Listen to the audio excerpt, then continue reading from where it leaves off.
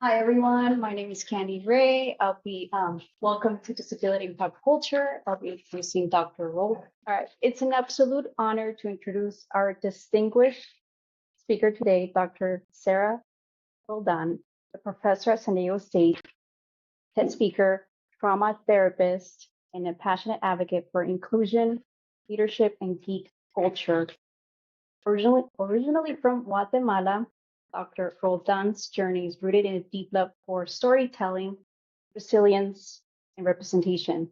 Her impressive academic background includes degrees in special education, neuroscience, and psychology, a master's in homeland security, and a doctorate in clinical psychology.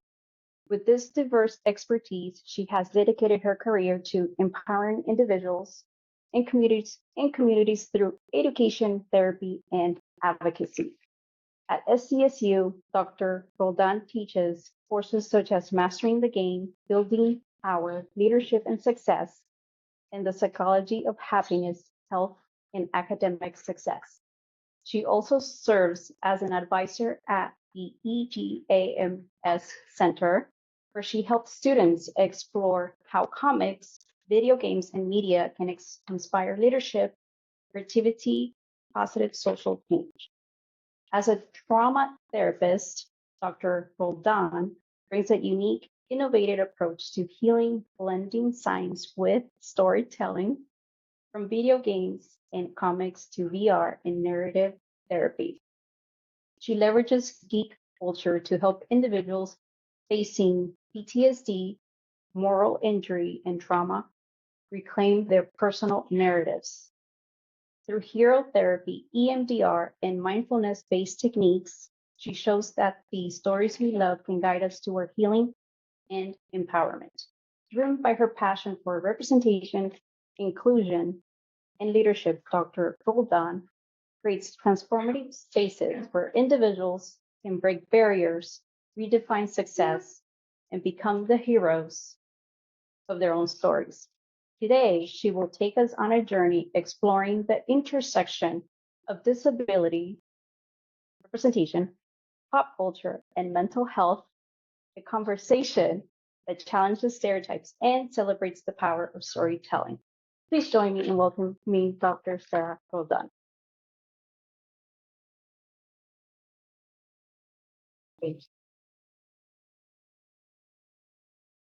So, I want you to think about your superhero, favorite anime, favorite video game.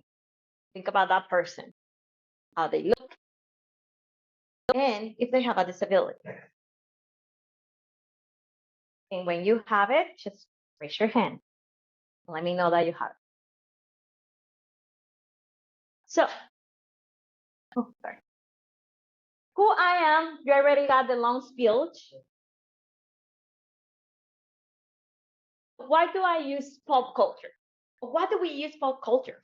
Because it's a very powerful tool for connection in the classroom. I use it to help students to feel seen, included, and improving retention. Yes, games give you retention in the classroom and belonging. Why? Because you can see yourselves in those stories. In therapy, I incorporate video games and comics to help clients to process trauma because it's easier to talk about the trauma of my hero than my own. Exposure therapy or storytelling are the meccas of comics and superhero movies. Have you met any superhero that doesn't have trauma? Right. Pop culture is also history. It is how we, as humans, make sense of the world. Think about Wonder Woman, the Daredevil, the Joker, the Penguin. It's a study of comics and games and movies as reflection of our own values. Think about Halo and Call of Duty, because I work with active duty. They talk about the struggles and aspirations when we talk about disabilities and representation in media. We're really talking about how we see and value people in our society. And this conversation is going to start that. It's worth having, and you will wonder why. Because how many of you think that you're the villain of your story instead of the hero? So I'm going to change that. You're going to become the hero of your own story. So, as a therapist, as a professor, as you know, I teach classes here, utilize retention by innovative educational techniques with comics, because what is easier to read, a comic or a book? And then in trauma recovery, I use VR, which is virtual technology, to do exposure therapy. Have you ever seen a spider? If you have VR, you're going to feel it. You're going to crawl on it. You can be Spider-Man. You can be the Daredevil. You can feel what a person with a disability can feel thanks to VR technology. I will have questions at the end, okay? Sorry. Geek culture is something that all of us, we can be represented on.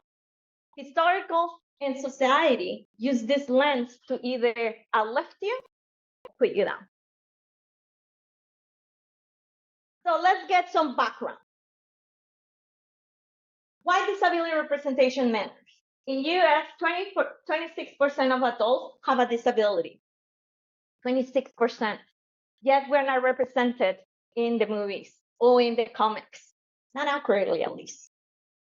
Only 2.2 film characters are disabled. And you're going to learn what type of disability representation is appropriate and which one is insulting. In 2023, 2.2% of speaking characters were shown with disability. Speaking characters. We're not talking about the ones that are number 27 in the background. And compared to communicative and cognitive disabilities, you can see the skyrocketing percentage. Only 4% of TV shows and films feature disabled characters. Netflix, believe it or not, no matter how you feel about Netflix, they did do a study. Just 1.1 of main characters have disabilities. Yet, who represents those characters? And we will talk about that. So, 42 had 0 disability characters on it. 0. They mention you, they mention us, but they don't put them. Many audiences grow up really seeing disabled people or people with disabilities, and the language change depending on the decade too. In leading roles, reinforcing the idea that disability is rare, it's tragic because you have to recover all that. Good. Statistically speaking, nobody is going to be disabled, right? And that's the fallacy that this continues to happen. Or something to overcome. How many of you have heard, just try harder? Like, think positive. I am powerful. I am woo-woo. No, that doesn't work. So, focusing versus meaningful representation. How many of you like Glee? Raise your hand. How many of you knew that one of the main characters, beloved characters, because I love this character, I was like, right? It's played by a non-disabled actor. And his storyline is mostly focused in wishing he can walk. I will say that again, wishing that he can walk. And then, I used to love Doggy Hauser, and I'm going to age myself in this one, but I was so excited with this one. I'm like, yeah. And as many of you know, I go to Comic-Con, WonderCon, and I do panels there. And I had one time the opportunity to meet him. And I was so excited because I was like, yeah, let's talk about autism. Let's not. But then I discovered that he doesn't have autism. Actually, he doesn't even have a clue. Not his fault. He's a great actor, though. Are these characters writing as full complex people or just tokens to check the box? Think about that. Or are they just there to check the box of what? Inclusion Is that really inclusion? Do you feel included? I don't. So, command of harmful tropes, I never said it right. A disabled representation. So, what do you see here? Villains. Are these nice villains? No, those are scary villains. So those are different villains from different movie titles. Yes, through history. So you have between Dracula, the Joker, oh, one of my favorites, Freddy Krueger, Wicked. Those are through history. The Oompa Loompas. So they come on harmful tropes because they say if you have a disability, you are what? Scary. Right? If you have a disability, you are what? As a therapist, so harmful. What are you? Crazy. If you have any kind of visible disability, right? We're not even talking about the invisible disabilities. Like yours truly has one, but you cannot see it. And I don't feel represented in there. Maybe in the Wicked a little. It depends when I'm in my witchy days. I can be like, right? But those are personality traits for me. So, harmful truths. Objectification plus disability equal, cover your ears, inspiration porn. What do I say, porn? It's not good. And we get addicted to it. Especially if you're into the positive psychology or you are in the woo-woo sphere of you can do it. As I put in this meme. He asked her to from even in her condition. Like and share, respect. What do you get out of that? I'm nobody's pity trip, right? We want to all feel beautiful prom queens. That doesn't make me feel prom queen beautiful, right? And then we have, what is the excuse?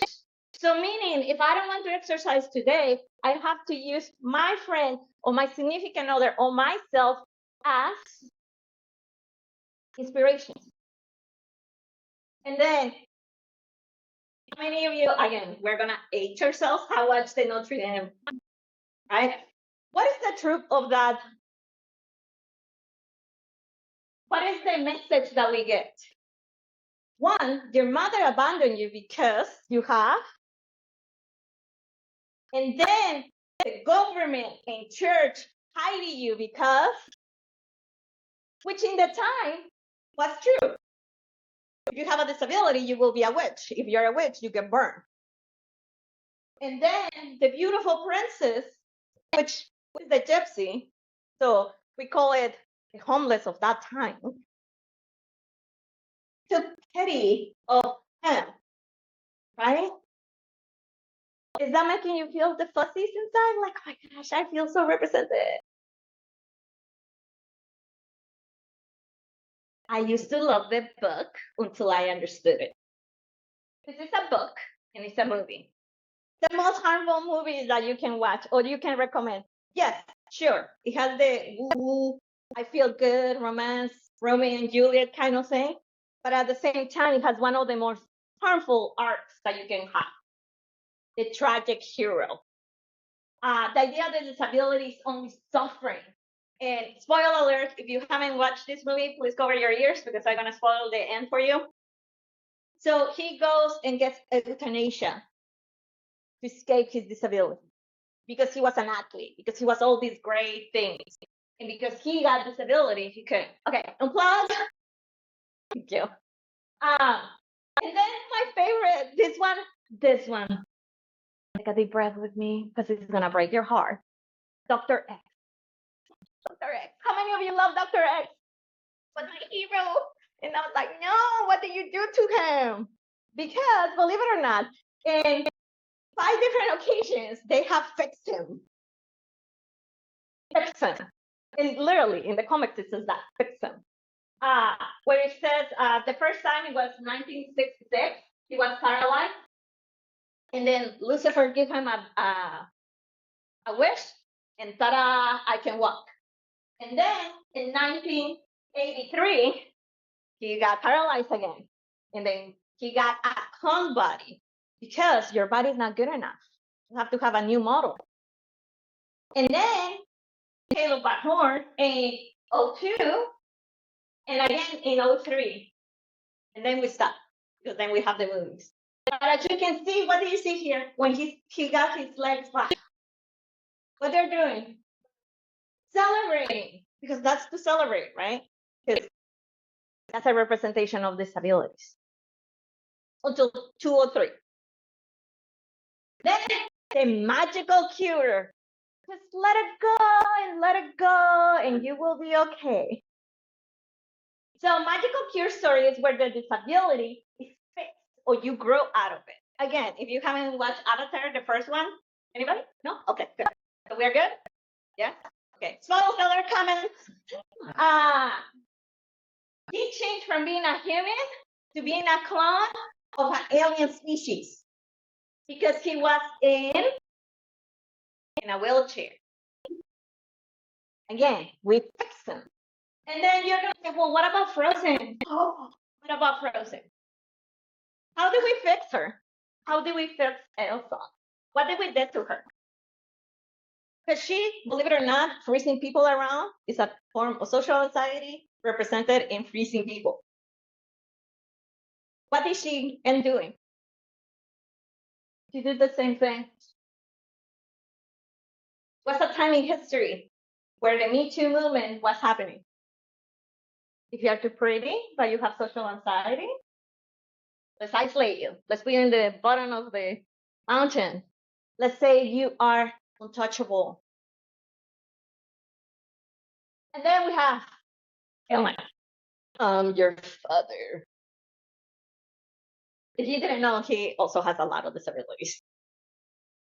And the problem with the villain is that it's not just the physical disability that they villainize. What else did they villainize? They villainize your mind. Because, you know, you have a disability, you're completely, absolutely unfit, right? Like, hello, look at me. Totally super professor. Totally unfit to teach. And that's what they represent. They have troops that lasting consequences because shapes the view of people about disabilities. Why do I say this? One time when I go to schools, high schools and whatnot, and when you see me, you cannot see a disability. But I have a learning disability and I have a physical disability. And depends on what state I go, you may even say I have a status disability. Yes, I'm 4'11". Technically speaking, if you go to Iceland, that is below what they consider the norm. So when we have students that they say, oh, you cannot be disabled, you don't look like. And I ask them, well, how a disabled person looks like. And they will tell me like Darth Vader, like Doom, like Captain Hook. They're bad people. You're nice.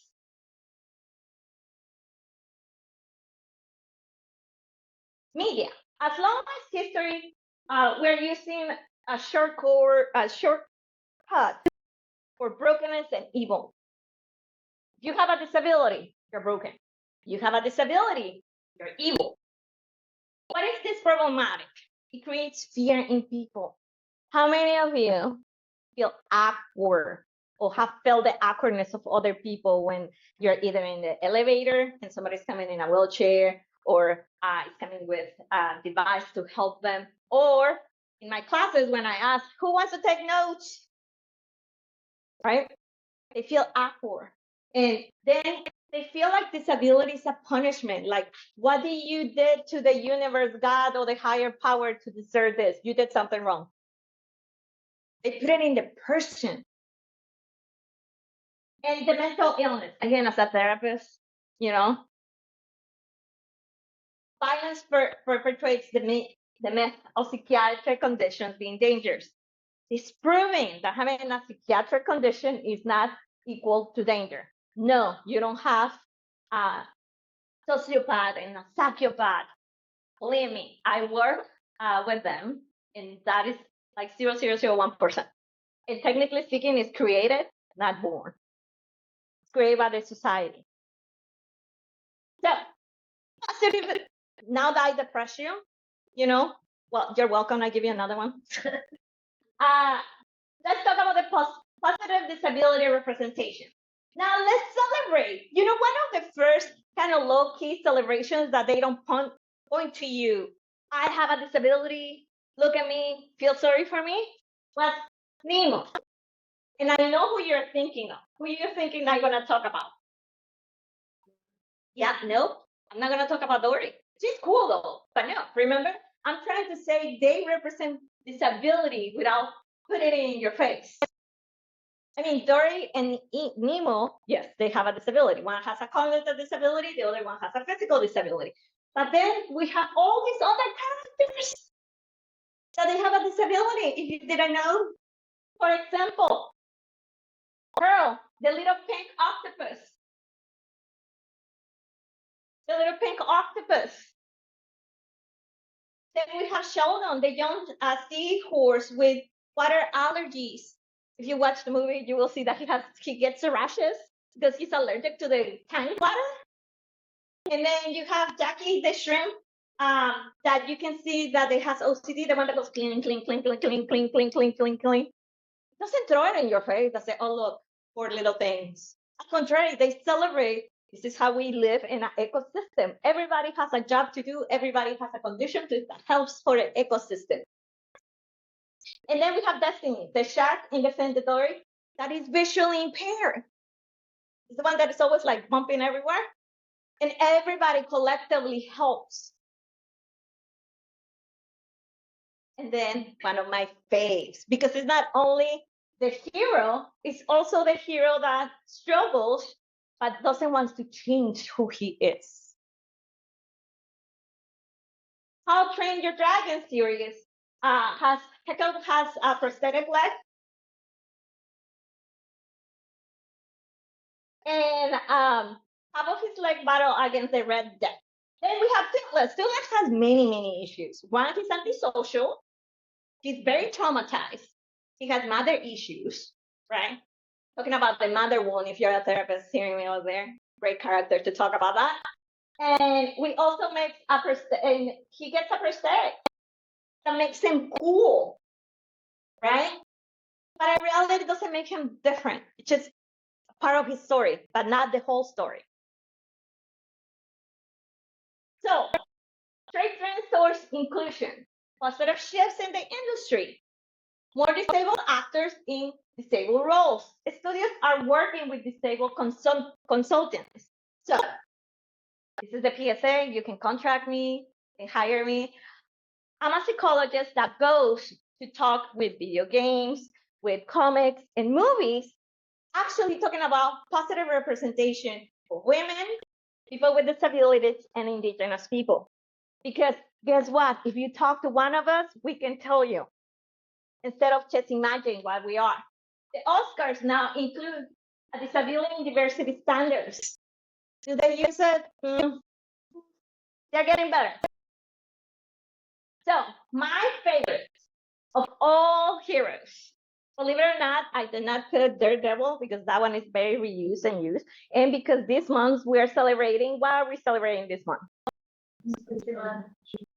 We are women and disabilities. We're celebrating both. And who's better than both? Oracle. If you don't know Oracle, sorry if you're hearing me, this is PG-13, but I'm going to say a word that is for adults. She is a badass.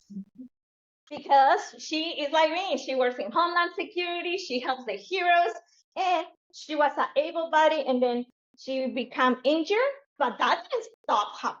She was and is. And her story is that because she was always in computers and didn't change. She didn't change.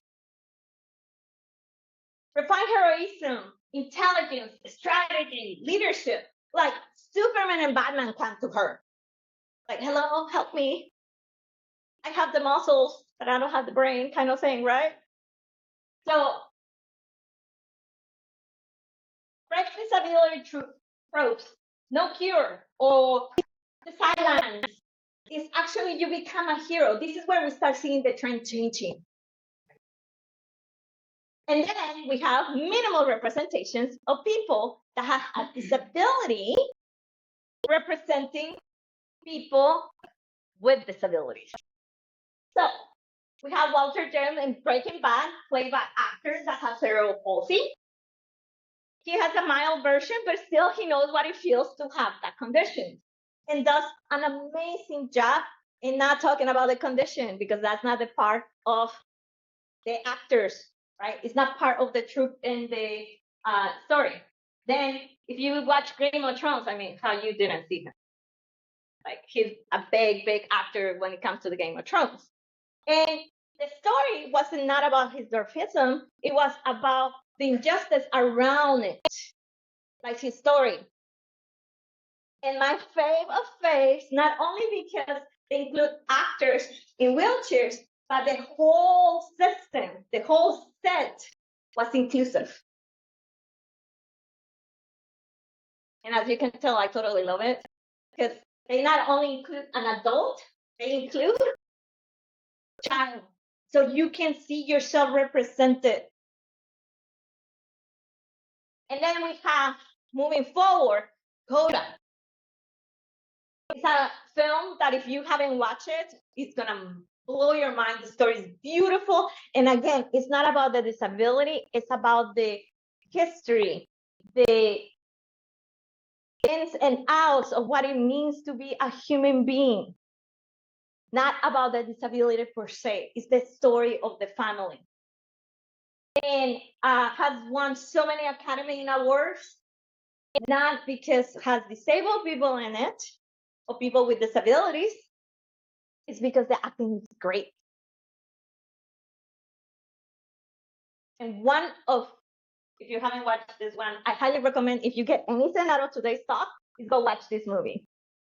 You can have it in the Y and also in the A. I cannot say it for other purposes, but you can find this one. This one is a mindful representation that it tells the story of two friends. It's a friendship story. Not about the disability. It's about a friendship. It just happens that one of the friends is deaf and blind. And they talk about the struggles of how to communicate to the rest of the world.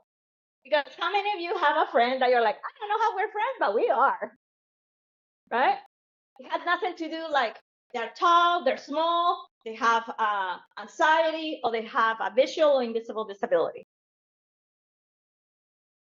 And also, what is important about this movie is that they have a whole panel, kind of like what you are sitting down here. They have a panel of people in the community to talk, that is a stereotype, take it off. No, this is not what we're gonna put. So they talk to the people that lives with it day in and day out. So now my favorite. If you didn't know, I help in here in the e-game sports. We have game sports here. So video games is a sport. And there is representation in video games too. They have made strides to make it inclusive. So we have Casey in Marvel Avengers. She is a minor character, but she's the most powerful character. If you can play her, you beat the game. So she is a step forward in accessibility and inclusion in gaming. Because the more that she moves in her wheelchair, the more power that she has in her blue one. And I'm not going to spoil it because then I give you the tricks to beat the game. My other favorite one is Haley Cooper, representation in Spider-Man. She is a ESL sign language, and she talks, and it has the closed caption for everybody else. Because they don't change the game just because you don't speak that language. So Miles Morales response using ASL showcase inclusive and authentication, meaning if you speak another language, is that a disability? You know, and that's a story for another workshop. And then my manga lovers and my anime lovers, they are the ones that have started before United States to include people with disabilities or representation of appropriate disabilities. We have the silent voice, will make you cry, not because the disability, but because the understanding of life in high school with high school bullies. Doesn't matter who you are. When you're gonna be bullied, you're gonna be bullied. And it explains how everybody's affected. Silent Evergrande, a former soldier that suffers from PTSD and has lost her two arms, and then how she doesn't know how to socialize because she had been trained to be in the field. And we have a tiger. Josie is a paraplegic, and with physiotherapy, she started getting a little better, and then she goes back to what it was before. And the whole story is just about the friendship again, not about how she was first quadriplegic, got physiotherapy. It wasn't about that. It was about the friendship and the struggles of that friendship. This progress is proof that advocacy works, but we need to keep pushing. For ways that we can push for support is films and shows that are target right, and when they are not, if you didn't know, there is something called rating, like the tomato one, you can put a when they don't have representation. You can come to workshops like this to do and learn more about representation. Demand disabled actors in disabled roles. Don't let me start with the new movie of Disney that just started, you know, the one that is like Snow White. That one, yes.